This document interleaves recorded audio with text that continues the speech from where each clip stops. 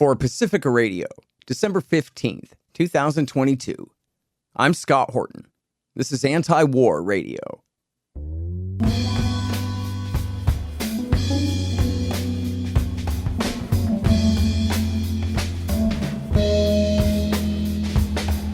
All right, y'all, welcome to the show. It is Anti-War Radio. I'm your host, Scott Horton. I'm editorial director of Antiwar.com and editor of the new book, Hotter Than the Sun, Time to Abolish Nuclear Weapons. You can find my full interview archive, more than 5,800 of them now, going back to 2003 at scotthorton.org and at youtube.com/Scott Horton Show. And you can follow me on Twitter at Scott Horton Show. Okay, guys, it is Anti-War Radio. I'm Scott Horton, and our next guest is Annelle Sheline from the Quincy Institute, responsiblestatecraft.org, and she's got this very important piece, Delayed War Powers Vote Risks Further Suffering in Yemen. Welcome back to the show, Annelle. How are you doing? Doing well, Scott. Thank you for having me.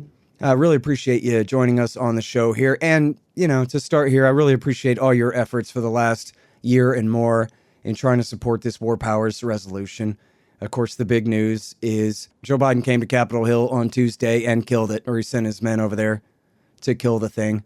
And Bernie Sanders ended up not even hosting a debate and a vote, but just caving right away and undermining the entire thing. But he said that, I don't know, the Biden administration promised to work with him or something, which, what do you make of that? Does it sound like there's actually anything in the offing there, or they're really just kicking this can down the road till the Republicans control the House and they can blame their failure all on them? Yeah, I mean, it is really unfortunate, the fact that we're not going to see any action on this until the next Congress, where it is even less likely to succeed.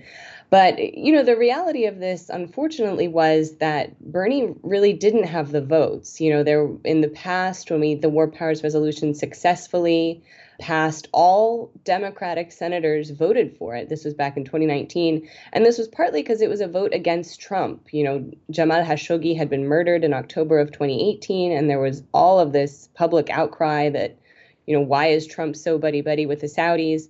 And so this vote on ending U.S. support for the Saudi war on Yemen was seen as a way to, really show Trump that Congress wasn't going to stand for it anymore. Whereas now it required Democrats to vote against a member of their own party, to vote against their president, to vote against, the head of the Democratic Party. And so, unfortunately, I think Bernie, when he announced that he was going to introduce, or he's going to bring the War Powers Resolution to the floor, may not have quite understood that the votes just weren't going to be there in the way that they were before. And so to a certain extent, I understand why he decided to withdraw it before it losing the vote really badly would have perhaps been worse for this whole effort. Yeah, possibly. And although, I think I believe him when he said that he had the votes on, a few days before. But then I think what happened was the Biden administration came and made it clear that they don't want this passed, that he'll veto it, et cetera. And so that cost them 10, 20 votes right there. That was their margin. And then, of course, it just goes without saying, but it shouldn't. He had virtually no Republicans, right? He had Rand Paul on the record, told Politico he was going to vote for it. Even Mike Lee, who was heroic on this 3 years ago, didn't have a word to say about it. And as far as America first, that clearly doesn't mean a thing to Mitch McConnell or any other member of the Republican Party in the U.S. Senate, period. They're still George W. Bush's men. It's really unfortunate that we didn't see more Republicans, because to a certain extent, this could have been a way for the Republicans to show Joe Biden, like, hey, we don't like what you're doing on Yemen. We're going to, try and come out against the position your administration is taking. But as you said, I think both parties, the Democrats and Republicans, remain fully committed to sort of the American war machine and the military-industrial complex, which does fund members of both parties pretty equally. Yeah. And, it's funny because I saw someone on Twitter mention this, and I think maybe this is true, in a certain way anyway, that unlike Iraq or Afghanistan or Syria, where we're just pouring money in, just destroying wealth, that this one is actually a net plus, at least for American companies and the U.S. government, in that the Saudis are willing to pay full price for every bit of the help that they get.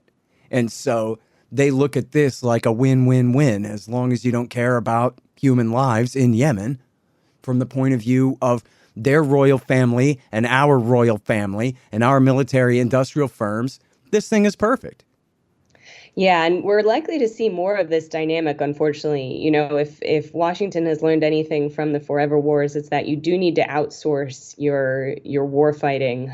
So America, not that there was huge public opposition to the wars in Iraq and Afghanistan, but eventually, 20 years in, people finally were sort of wondering, why are our service members still over there in Afghanistan dying?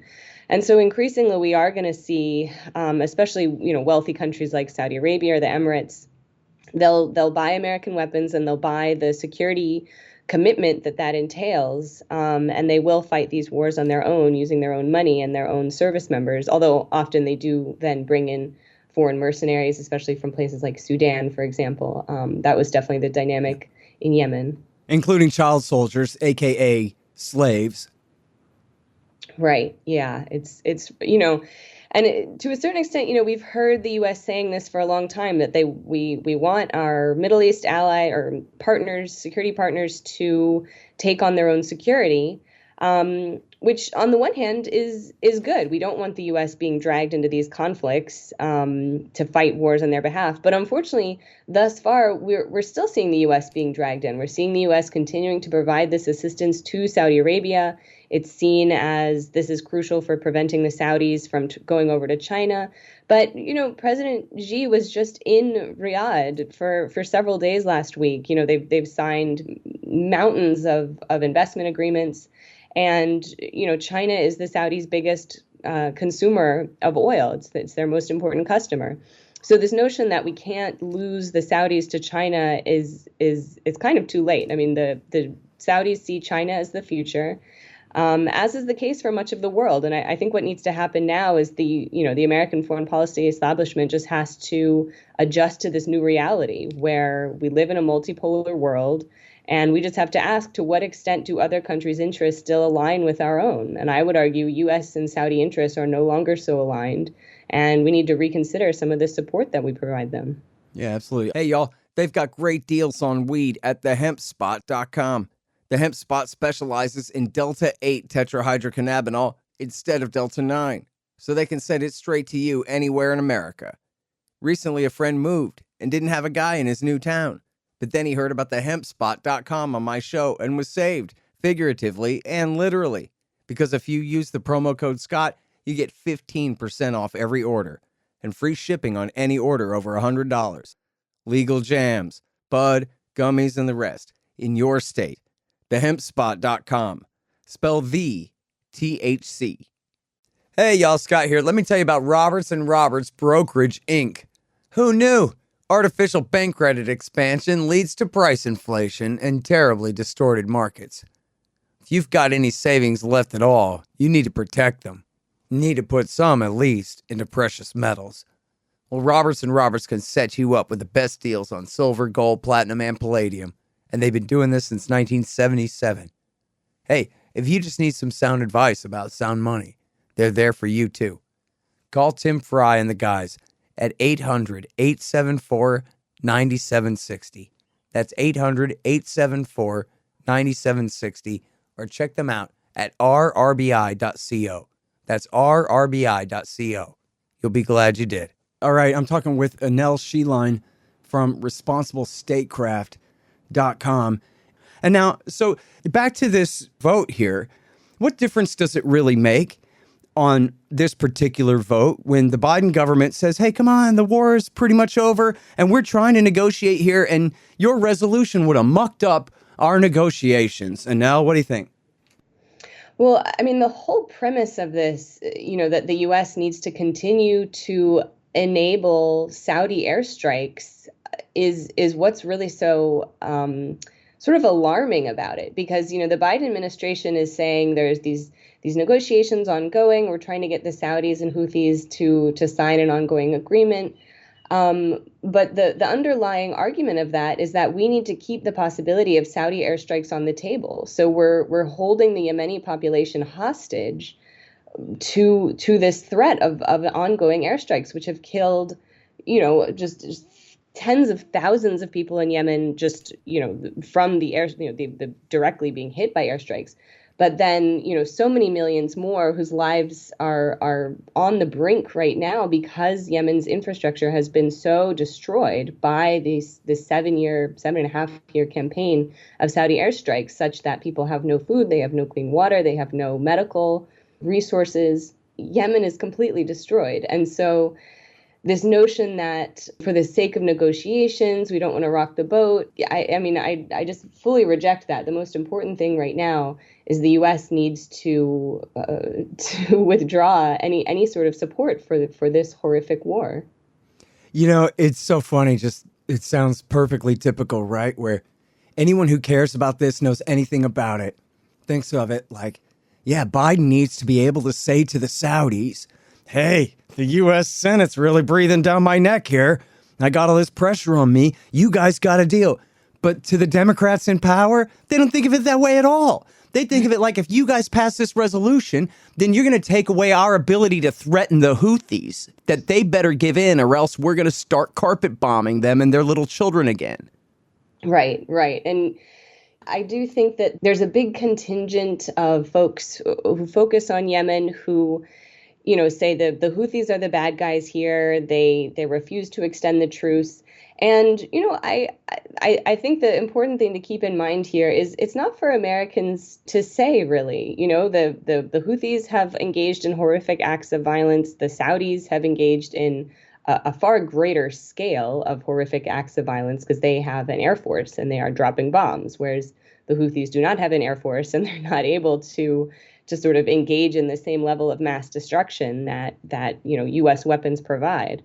But again, the point here, it's not for Americans to decide the fate of Yemen. We need to help return control of the conflict to Yemenis, which means getting the Saudis out, getting the Emiratis out, preferably getting Iran out as well, although Iran's support has been quite minimal just because there's a fully effective blockade in place to prevent any sort of Iranian weapons or support from getting smuggled in. Some does get through, but again, it's really minuscule compared to the scale of what the Saudis and Emiratis are doing with the support of the international community. The ongoing position here is that the UN and the US and the rest of the world are supporting what the Saudis and Emiratis are doing, which is, again, preventing the Yemenis from regaining control of the conflict, being able to decide who it is that they want to have in charge. And this is just what we know about civil wars. If they're internationalized, they last much, much longer because new resources keep getting poured in. Whereas if the Yemeni conflict were returned to the Yemenis themselves, we would likely see the conflict burn out much more quickly because they would just, they'd run out of the resources and the people to keep throwing into the meat grinder. Right. And look, the Civil War was over when America and Saudi and UAE and Al-Qaeda all joined forces to attack the Houthis. And they had driven the former government out, but then they had announced talks with all the other factions. They knew that they couldn't just, strong arm rule over the whole country. They were going to write a new constitution and have an upper and lower house to represent the different tribes and the interests of youth and women and this and that. And then the Saudis, with America's, Barack Obama's green light, started bombing the crap out of them and prevented any of that from shaking out. Right. It's just the same as their intervention, Hillary Clinton's intervention in 2011 and 12 is what led to the war in the first place, when they could have just let the Arab Spring take its course. We had all factions, including the Houthis, come together in Sana'a and say, let's overthrow Abdullah Saleh and let's write a new constitution and let's choose our own way forward here. But Hillary Clinton swooped in and said, nope, you're going to get stuck with Hadi, and that's your only option, which is what led to the war in the first place. Right. There's a lot that went on there. But you're absolutely right that at this point, the Houthis had originally indicated much more willingness to power share and negotiate with sort of other groups within Yemen. But at this point, they've really consolidated control. Also, just years of conflict tends to empower sort of more extremist elements within any movement. And so, at this point, more moderate actors have been sidelined. And those who keep saying, no, we have to just keep fighting, or we've got to take the hardest position, they keep being proven right because, the Saudis keep bombing, or had been up until this, at this point, just to update everyone, the truce has held for the most part. The official truce expired in October, but we haven't seen a massive resumption of transborder violence, at least. So Houthis firing at the Saudis, or the Saudis dropping bombs in Yemen. So, this is really good news.